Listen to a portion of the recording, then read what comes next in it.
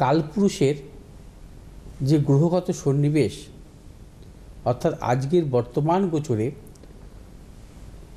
বিশেষভাবে শুভ, অর্থাৎ এরকম গ্রহগত সন্নিবেশ কিন্তু খুব বিশেষ করে খুব কমই দেখা যায়। কারণ এই ধরনের যোগের ক্ষেত্রে বলা হয় সিদ্ধিরম্ভ যোগ। কী ধরনের যোগ? আজ হচ্ছে মকর রাশিতে রবি বুধ চন্দ্রের সহাবস্থান থাকবে। অর্থাৎ কালপুরুষের যদি আমি চার্ট বিচার করা হয় তাহলে চতুর্থপতি চন্দ্রের সাথে পঞ্চমপতি রবির কিন্তু যোগ, বৃহস্পতি দৃষ্ট, এবং তার পাশাপাশি থাকবে হচ্ছে বুধ হচ্ছে বৃহস্পতি দৃষ্ট অবস্থায়। অর্থাৎ রবি বুধ চন্দ্র এই তিনটি গ্রহ থাকবে বৃহস্পতি দৃষ্ট, এবং এই তিনটি গ্রহের সম্পর্ক পঞ্চম নবম সম্পর্ক। অর্থাৎ কোনো গ্রহের পঞ্চম নবম যদি সম্পর্ক হয় আমরা বলি নবপঞ্চম যোগ। এক্ষেত্রে রবি বুধ চন্দ্র এই তিনটি গ্রহ কিন্তু নবপঞ্চম যোগের সৃষ্টি করেছে, এবং এই তিনটি গ্রহের সঙ্গে সম্পর্ক হয়েছে মূলত বৃহস্পতির নবম দৃষ্ট অবস্থায় এবং পঞ্চম নবম সম্পর্ক। এবার আসি শনি। শনি অবস্থান করছে কুম্ভ রাশিতে বৃহস্পতির নক্ষত্রে। বৃহস্পতির সঙ্গে শনি সম্পর্ক চতুর্থ দশম সম্পর্ক। এবার আসি শুক্র। শুক্র এবং বৃহস্পতির ক্ষেত্র বিনিময় যোগ, কারণ শুক্রের ভাবে বসে আছে বৃহস্পতি, বৃহস্পতির ভাবে বসে আছে শুক্র। শুক্র অবস্থান করছে বৃহস্পতির নক্ষত্রে, রাহু অবস্থান করছে শনির নক্ষত্রে।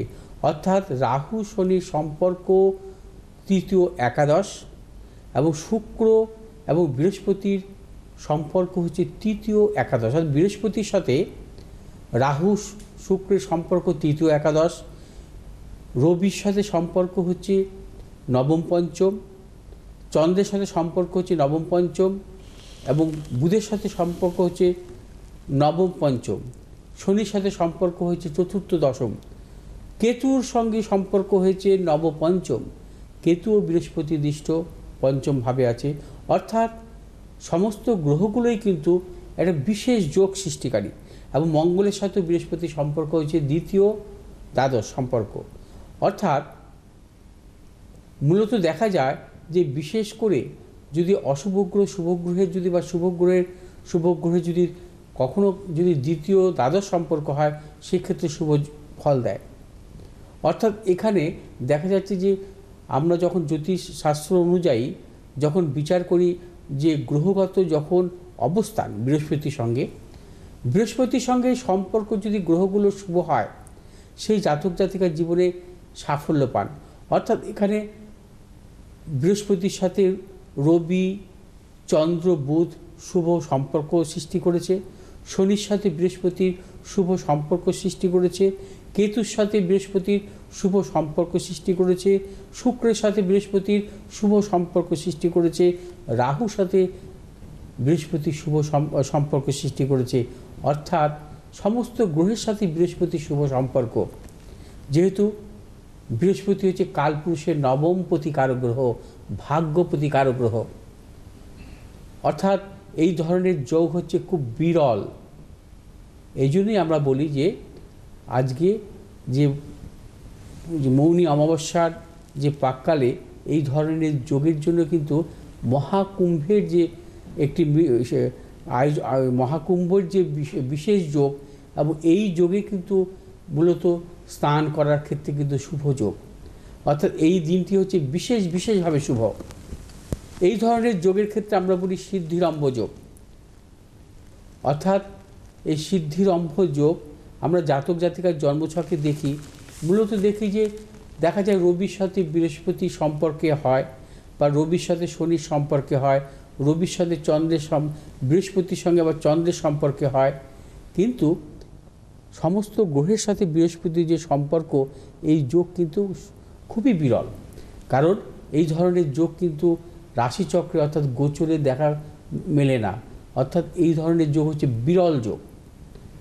এবার আসবো আজকের, বিশেষ করে আজকের রাশিফল নিয়ে। তার পূর্বে বলবো যে বৃহস্পতি এবং শুক্রের যে ক্ষেত্র বিনিময় যোগ, দুটি শুভগ্রহের ক্ষেত্র বিনিময় যোগও কিন্তু বিশেষভাবে শুভ ফল দেয়। এবং শুক্র এখানে কিন্তু মীন রাশিতে তুঙ্গি, এবং বৃহস্পতি কিন্তু মূলত বৃষ রাশিতে সবল অবস্থা আছে। এবং বৃহস্পতি শুক্রের এই ক্ষেত্র বিনিময় যোগের ক্ষেত্রে বিশেষভাবে মেষ রাশি জাতক জাতিকাদের ক্ষেত্রে, কন্যা রাশির জাতক জাতিকাদের ক্ষেত্রে, মকর রাশির জাতক জাতিকাদের ক্ষেত্রে, বৃশ্চিক রাশির জাতক জাতিকাদের ক্ষেত্রে, সিংহ রাশির জাতক জাতিকাদের ক্ষেত্রে কিন্তু বিশেষভাবে শুভ। আবার বলবো, মেষ রাশির জাতক জাতিকা, সিংহ রাশির জাতক জাতিকা, কন্যা রাশির জাতক জাতিকা, বৃশ্চিক রাশির জাতক জাতিকা, মকর রাশির জাতক জাতিকাদের ক্ষেত্রে বিশেষভাবে শুভ। এই 5টি রাশির জাতক জাতিকাদের অর্থ লাভ এবং কর্মজনিত নানা রকম সাফল্য, ব্যবসা ক্ষেত্রে সাফল্য যোগ প্রবল।